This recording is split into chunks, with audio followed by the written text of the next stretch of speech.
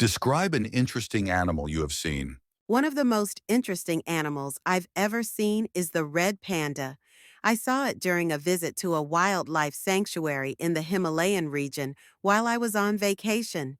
The red panda is a small, furry animal that looks a bit like a mix between a fox and a raccoon.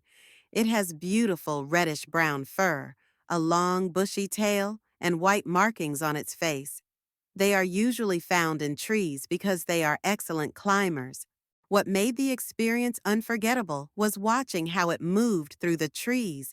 It seemed so comfortable and at home in its environment, climbing effortlessly from branch to branch, eating bamboo, and occasionally stopping to groom itself.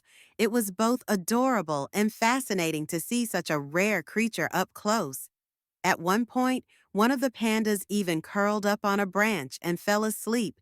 It was such a peaceful and heartwarming moment. The guide explained that red pandas are an endangered species because of deforestation and illegal hunting. Hearing this made me realize how lucky I was to see one in its natural habitat. It also made me think about how much effort is needed to protect animals like this.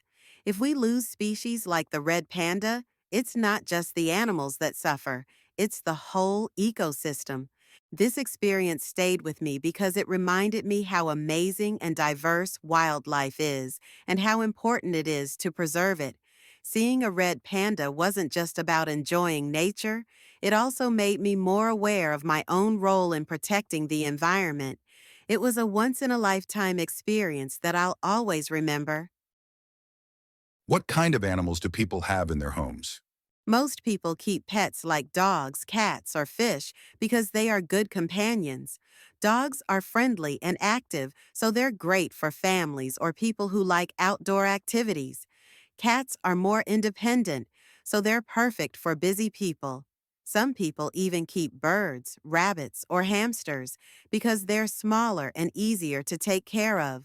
Recently, exotic pets like snakes, lizards, or turtles have become popular, but they need special care and attention, so not everyone can handle them. I think having a pet can bring a lot of joy, but it's also a big responsibility. A lot of animals are getting extinct these days. What do you think about this? Why is it happening?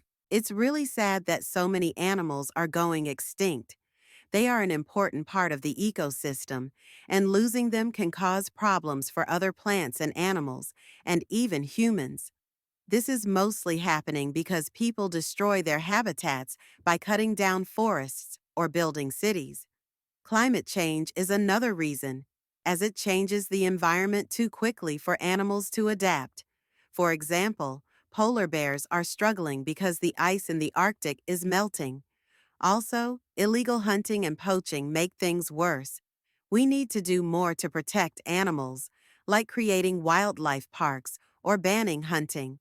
Small actions like reducing waste or planting trees can also help.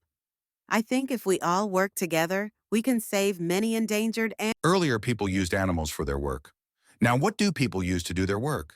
In the past, animals like horses, donkeys, and oxen were used for farming, transportation, or carrying heavy loads. For example, farmers used oxen to plow fields, and horses were used for traveling. Nowadays, machines like tractors, trucks, and cars have replaced animals. Machines are faster, easier to maintain, and can handle heavier tasks. However, in some rural areas or poorer countries, people still rely on animals because machines are too expensive. I think it's good that animals don't have to work as hard anymore, but we should still treat the animals we use with kindness. Research is being conducted on animals. Is this a good idea? Animal research has its benefits, but it's also a sensitive topic. It has helped us discover new medicines and treatments, which have saved many lives.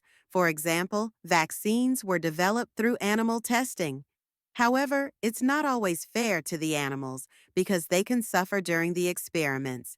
I think we should only use animals if there is no other way, and follow strict rules to make sure they don't suffer too much.